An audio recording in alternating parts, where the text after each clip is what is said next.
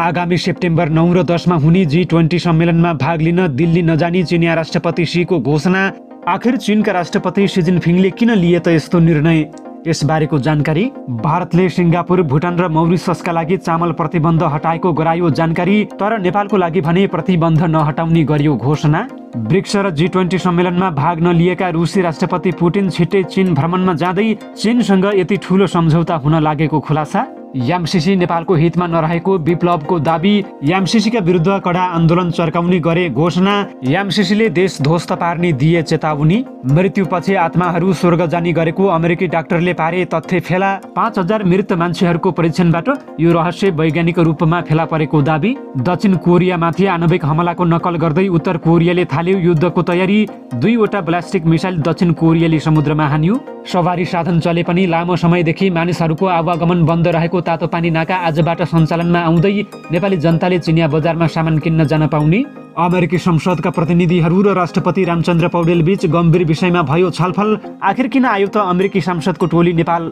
यसबारेको जानकारी। बाजुराको बडीमालिकामा तीर्थयात्रा गएका 3 जना तीर्थयात्रीलाई नेपाली सेनाको हेलिकप्टरले गर्यो उद्धार।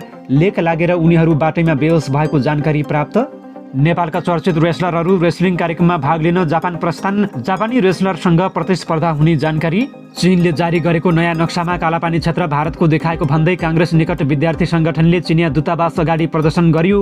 प्रहरीले भने समायो भटाभट। काठमाडौँबाट हुम्लाका लागि पठाएको चामल चीनको तिब्बत भएर पुग्यो हुम्ला। खाद्य अभाव भइरहेका बेला 4000 टन चामल पुगेपछि स्थानीय भए हर्षित। र चीनको लगानी र चिनिया ठेकेदार कम्पनीले बनाएको नेपालको बिजुली भारतले नकिन्ने भएपछि चीनले किन्ने देखायो सङ्केत। प्रधानमन्त्रीको चीन भ्रमणको बेला विशेष छलफल हुन लागेको प्रधानमन्त्री कार्यालयद्वारा जानकारी। शुभ प्रभात। ग्रेटर नेपाल टिभीले तयार पारेको अन्तर्राष्ट्रिय समाचारहरूको सङ्गालो ग्रेटर न्युजबाट यहाँलाई हार्दिक स्वागत छ। अब समाचार विस्तारमा।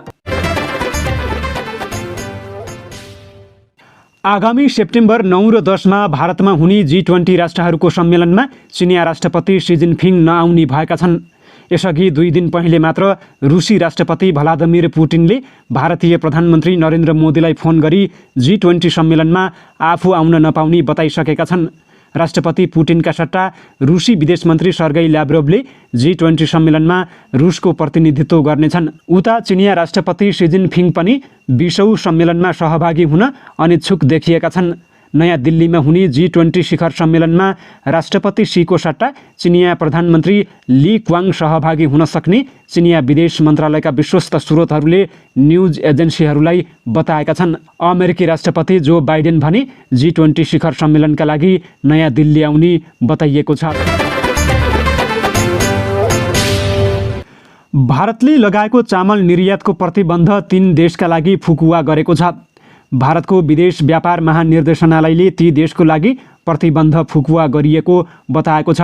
भारतले भुटान, सिङ्गापुर र मौरिससका लागि प्रतिबन्ध फुकुवा गरेको हो। भारतले यी देशका लागि 1,43,000 टन चामल निर्यात गर्नेछ। भारतले सरकारी तवरबाट मात्र भुटान, सिङ्गापुर र मौरिससलाई चामल निर्यात गर्न सक्ने व्यवस्था गरेको हो।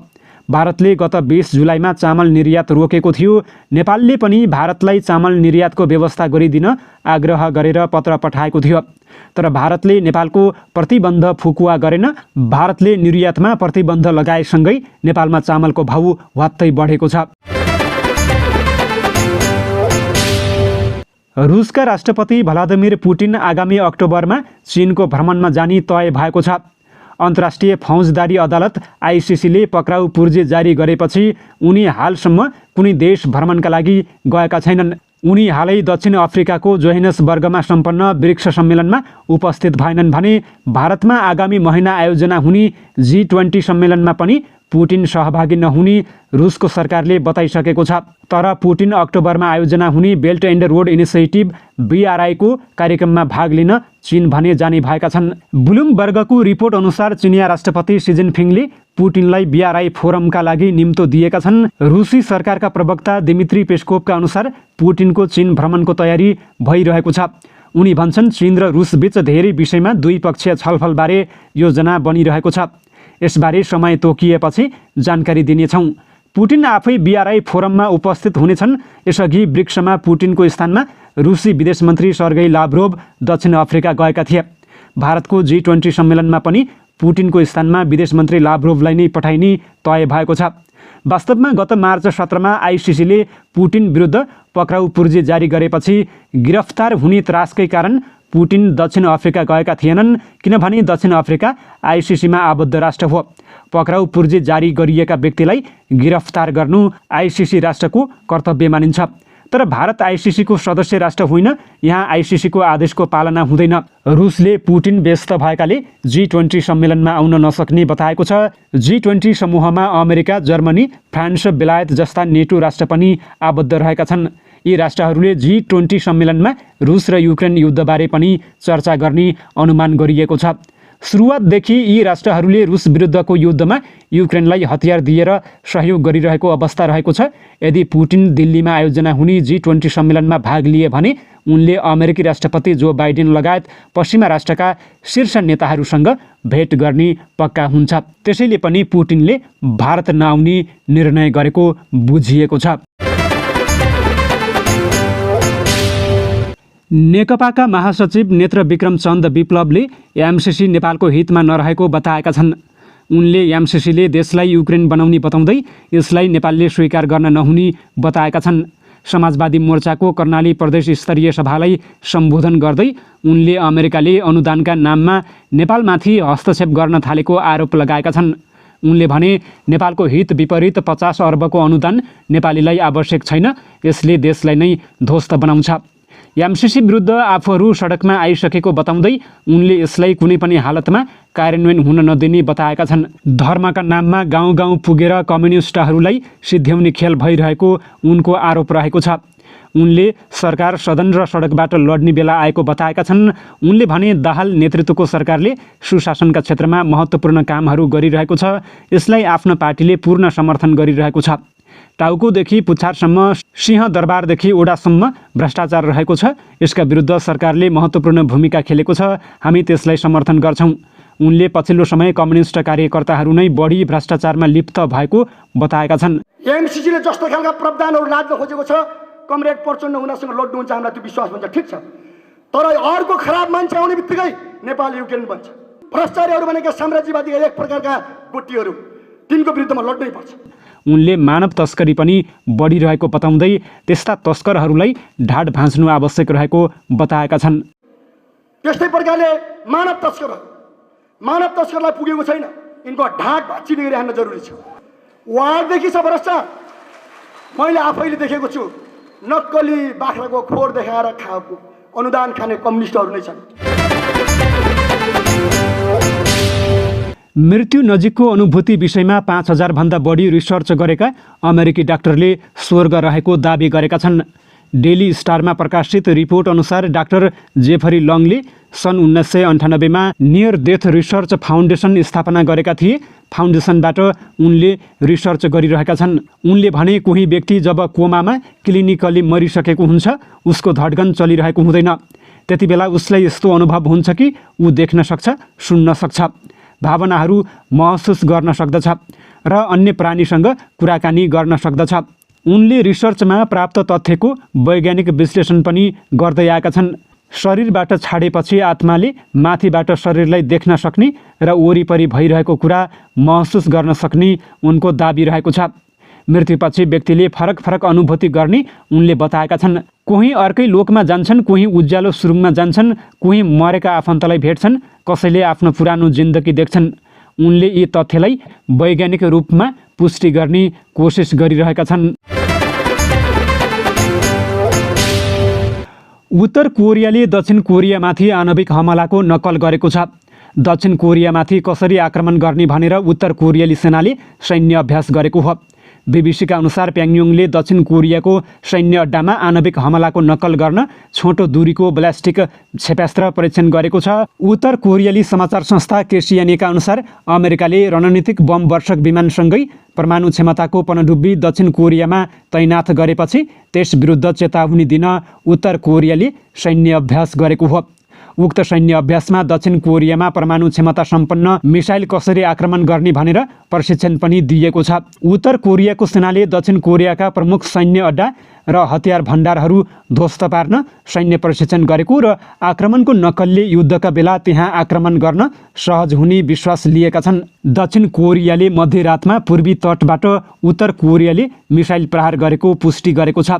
अमेरिका र दक्षिण कोरियाले पछिल्ला दिनमा संयुक्त युद्ध अभ्यास गर्दै आएका छन्। उनीहरू उत्तर कोरियाले जति बेला पनि परमाणु हतियार प्रयोग गरेर आक्रमण गर्न सक्ने भएकाले आफूहरू तयार हुनुपर्ने बताउँछन्। उत्तर कोरियाले भने लामो समयदेखि उनीहरूको युद्ध अभ्यासलाई आफूमाथि आक्रमणको योजना भएको बताउँदै आएको छ। उत्तर कोरियाका सर्वोच्च नेता किम जोङ उनले अमेरिका र दक्षिण कोरियाको समूहले खतरा उत्पन्न भएको बताउँदै आफ्ना सेनालाई हरेक समय युद्धका लागि तयार हुन निर्देशन दिइसकेका छन्। अमेरिकी परमाणु क्षमताको पनडुब्बी दक्षिण कोरियामा तैनाथ भएपछि किमले आफ्नो देशमाथि आणविक हमलाको खतरा बढेको बताउन थालेका छन्। यसरी दक्षिण कोरियालाई कसरी आक्रमण गर्ने भनेर युद्ध अभ्यास गरेपछि दक्षिण कोरियाको एकीकरण मन्त्रालयले दक्षिण कोरियामा आक्रमण गर्ने मनाशय खुला रूपमा प्रकट गरेको भन्दै उत्तर कोरियाको कडा शब्दमा निन्दा गरेको छ। दक्षिण कोरिया भन्छ उत्तर कोरिया जति धेरै सैन्य धम्की र उक्साहटमा ग्रसित रहेको छ त्यति नै उसले दक्षिण कोरिया, अमेरिका र जापानको भारी प्रतिक्रियाको सामना गर्नेछ। लामो समयदेखि आवागमन बन्द रहेको तातोपानी नाका शुक्रबारदेखि खुल्ने भएको छ। गत मङ्गलबार तिब्बतको ल्हासामा चिनिया अधिकारी र नेपाली अधिकारी बीच भएको बैठकले नाकामा स्थानीय सर्वसाधारण आवत जावत गर्न पाउने निर्णय गरेको प्रमुख जिल्ला अधिकारी रमेश नेउपानेले जानकारी दिएका छन्। नेपाल तर्फबाट गरिने सम्पूर्ण तयारी गरेका छौँ उनले भने। विक्रम सम्वत 2072 को भूकम्प यता तातोपानी नाका बन्द हुँदै आएकोमा 3 महिनादेखि मालवाहक सवारीको आवत जावत खुलेको थियो। प्रजीय नेउपानेले यसअघि मानिस आवत जावत भने खुल्न नसकेको भन्दै शुक्रबारदेखि स्थानीयको आवागमन खुल्ला गरिएको बताएका छन्। उनका अनुसार सिन्धुपाल्चोकका स्थानीयले आवत जावतका लागि 1 वर्ष अवधि रहेको पास पाउनेछन्। राष्ट्रपति रामचन्द्र पौडेलसँग संयुक्त राज्य अमेरिकाको संसदीय प्रतिनिधि मण्डलले बिहिबार भेटवार्ता गरेको छ। मार्क पोकनको नेतृत्वमा आएको अमेरिकी सांसदहरूको प्रतिनिधि मण्डलसँग राष्ट्रपति भवन शीतल निवासमा सो भेटवार्ता भएको हो।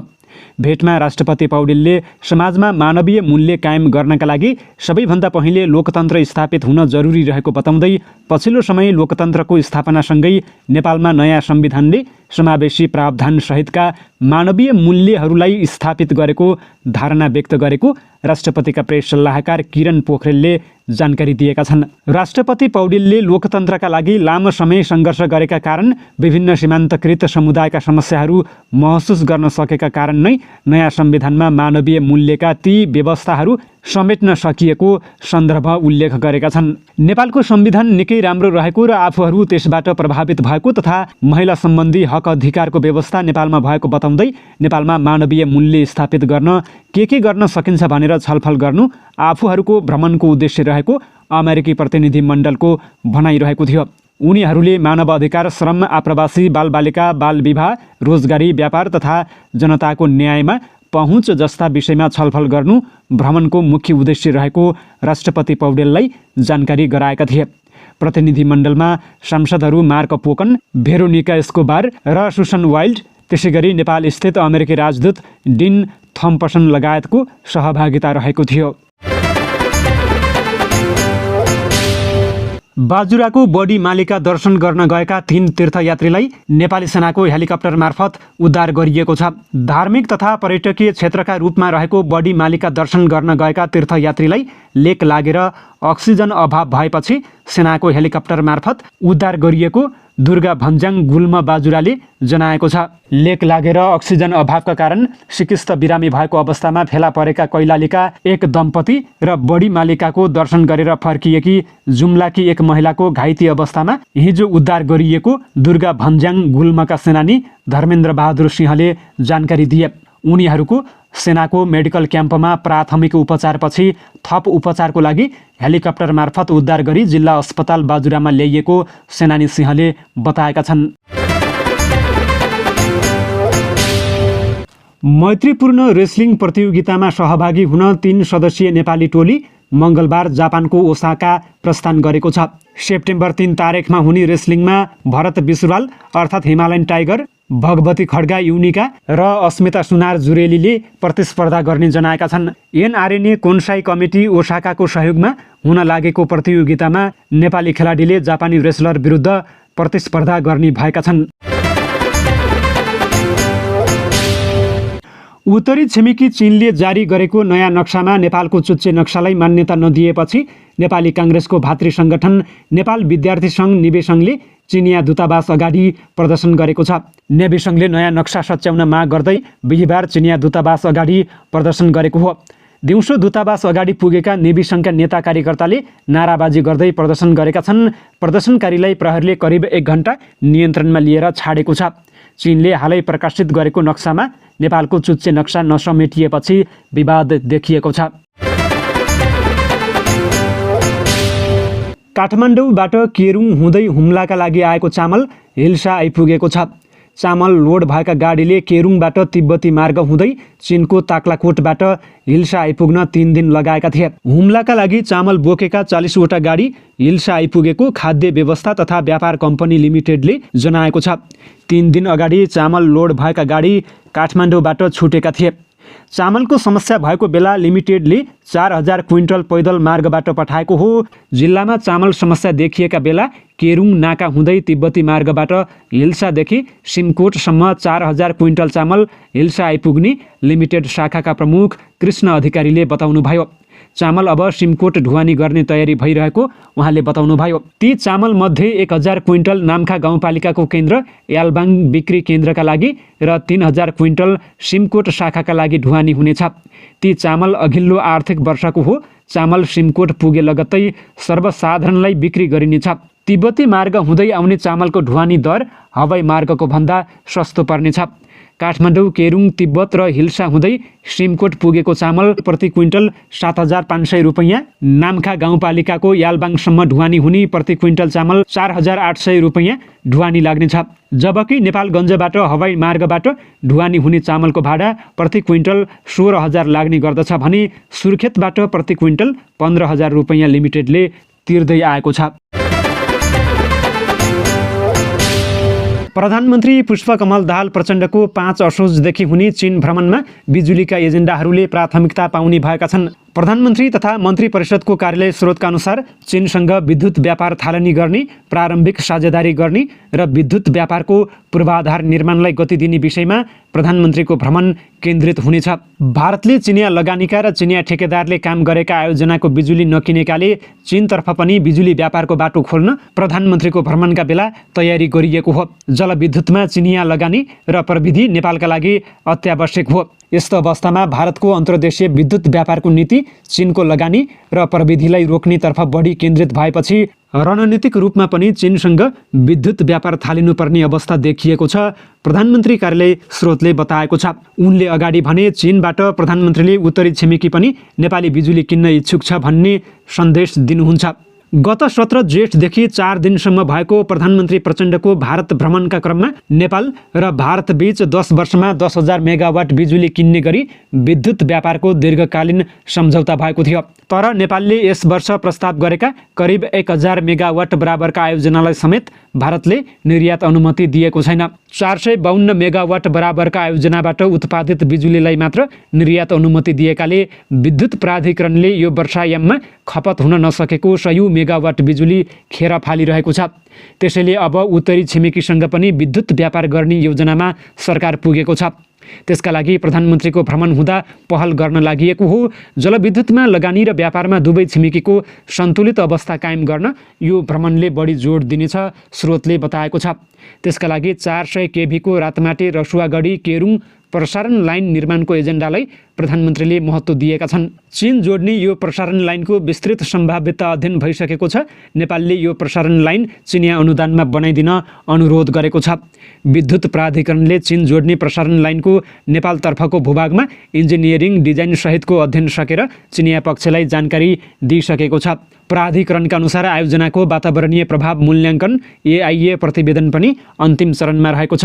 2076 पुसमा बसेको नेपाल चीन बीचको संयुक्त ऊर्जा सम्बन्धी सम्बद्ध प्राविधिक समिति बैठकमा आफ्नो भूभागमा पर्ने प्रसारण लाइनको निर्माणको लागि विस्तृत अध्ययन अघि बढाउने निर्णय भएको थियो। नुवाकोटको रातमाटेबाट चीनको रसुवागढीसम्म पुग्ने प्रसारण लाइन निर्माणका लागि प्राधिकरणले करिब 6 वर्ष अघि नै अध्ययन अघि बढाउने निर्णय गरेको थियो। केरुङ नाकादेखि 79 किलोमिटर पर जिलोङमा चीनले आफ्नो 400 केभीको सब स्टेसन तयार गरिरहेको छ। सोही सब स्टेसनमा नेपालको प्रसारण लाइन जोड्ने योजना रहेको छ।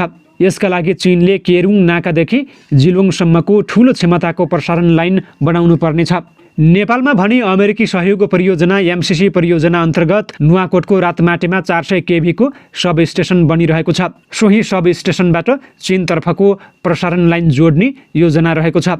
यो प्रसारण लाइन बनेपछि नेपाल चीन बीच विद्युत व्यापार सुरु हुन सक्दछ भने चीनले नेपाल सहित अन्य दक्षिण एसियाली देशहरूसँग पनि बिजुली किनबेच गर्न सक्ने आयोजनाका अधिकारीहरूले बताएका छन्।